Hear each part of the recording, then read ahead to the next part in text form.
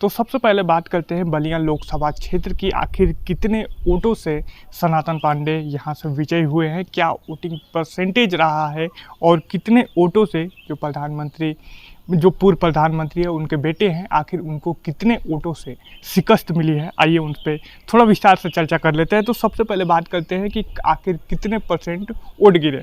तो देखिए, अगर बलिया की बात करें, बलिया लोकसभा क्षेत्र की, तो लगभग जो वोटिंग परसेंटेज के जो आंकड़े आए थे इलेक्शन कमीशन के द्वारा, वहाँ पर 51% वोट गिरे थे। यानी कि लगभग 20 लाख वोटों में अनुमानतः 10 लाख वोटों यहाँ पर जनता द्वारा गिराए गए थे, वोटों का मतदान किया गया था।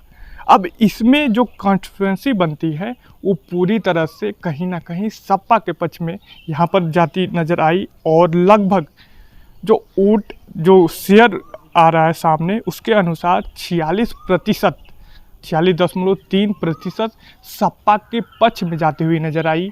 और इसी की वजह से जब इसको वोट में आप कन्वर्ट करते हैं तो ये लगभग ये आंकड़े हो जाते हैं 4,67,000 और 68 वोट होते हैं, जो कि मिले हैं समाजवादी पार्टी के सनातन पांडे को। वहीं दूसरी तरफ अगर जीत के अंतर को, अगर मार्जिन को देखें, तो कुल मिलाकर जो इलेक्शन कमीशन की तरफ से डेटा आया है उसके अनुसार लगभग 43,384 वोटों से नीरज शेखर को सनातन पांडे ने हराया है। यानी कि कहीं ना कहीं जो पिछली बार का बीजेपी का जो था, जहां पर सनातन पांडे कहते भी नज़र आए थे कि मुझे चुनाव हराया गया है, लेकिन इस बार जनता ने उनका बखूबी साथ दिया और 43,384 वोटों से नीरज शेखर को हराया है।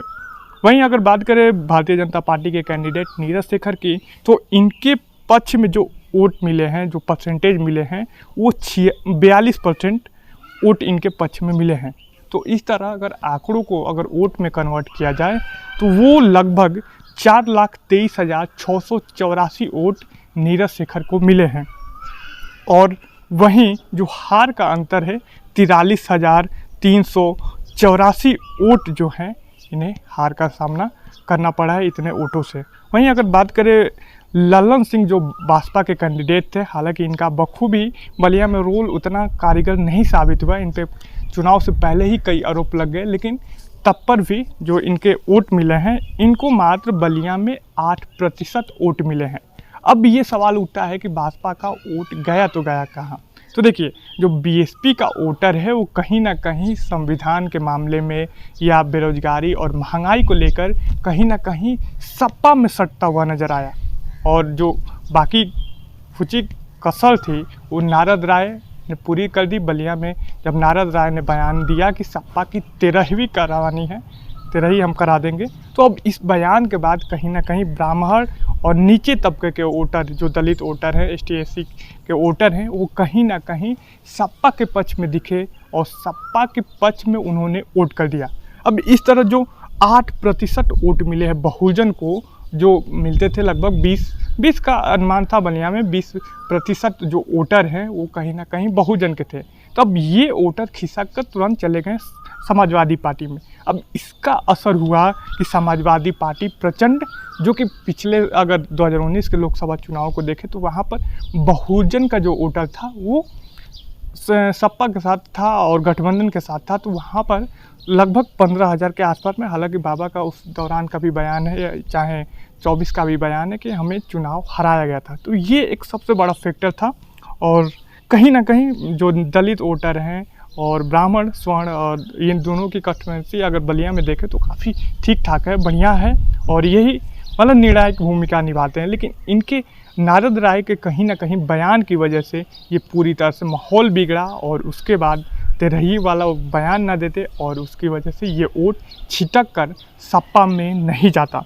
हालांकि जो बहुजन को वोट मिले हैं 85,205 वोट मिले हैं बहुजन को, हालांकि ये मात्र 8% वोट है। और इसी के साथ पूरी तरह से बलिया से सनातन पांडे जो सपा के कैंडिडेट थे, प्रचंड जीत दर्ज की और लगभग 43,000 वोटों से जीत दर्ज की। तो ये रहा कुछ बलिया का समीकरण कि इसी आधार पे ये हार जीत हुई है। और कहीं ना कहीं देखें तो अगर बलिया के कंस्टिट्यूएंसी में, तो यहाँ से पूरी तरह से ब्राह्मण वोट जब बाबा का नाम लिया गया तो पिछले जो 2019 के चुनाव में उनके गाड़ी के शीशे को तोड़ा गया था, उनके साथ बदसलूकी की गई थी, इसको लेकर नाराज़गी थी ही।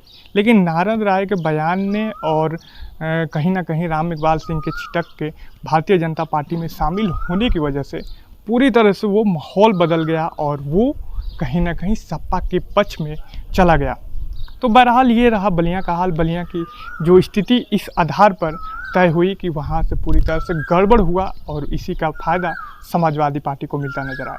बहरहाल आपकी क्या राय है, आप क्या सोचते हैं कि आपके हिसाब से कौन से मुद्दे हैं जो कि अहम रहे इस चुनाव में। और हाँ, अंत में आपको बताते चले कि यहाँ पर भारतीय जनता पार्टी के कई वीडियो वायरल हो गए हैं उसी दौरान, जैसे साड़ी बांटने वाला, चाहे और तमाम तरह के मुद्दों को लेकर वोटिंग के दिन तमाम वीडियो वायरल हुए जो कि कहीं ना कहीं बीजेपी को नुकसान पहुंचाए पूरे तरह से बलिया में। और ट्विटर पे एक महिला का वीडियो वायरल हुआ, मतलब तमाम वीडियो ये कहीं ना कहीं बीजेपी के लिए नुकसान पहुंचाते गए और इसकी वजह से ही भारतीय जनता पार्टी को यहाँ पर शिकस्त का सामना करना पड़ा और बलिया की राजनीति में एक बार फिर ब्राह्मण चेहरे की एंट्री हुई। हालांकि इससे पहले शायद अभी तक ऐतिहासिक नहीं रहा, लेकिन इस बार इतिहास बना कि ब्राह्मण चेहरे को बलिया में मौका मिला और सांसदी के गद्दी पर बलिया वालों ने बैठाया है।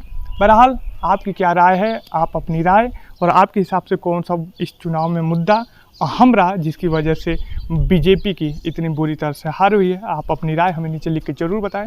और साथ ही में सोशल मीडिया के किसी प्लेटफॉर्म पे इस वीडियो को देख रहे हैं, चाहे फेसबुक पेज पे तो पेज को फॉलो करें, यूट्यूब पे देख रहे हैं तो चैनल को सब्सक्राइब करें और देश दुनिया की तमाम खबरों के लिए जुड़े रहें प्रदेश न्यूज़ के साथ।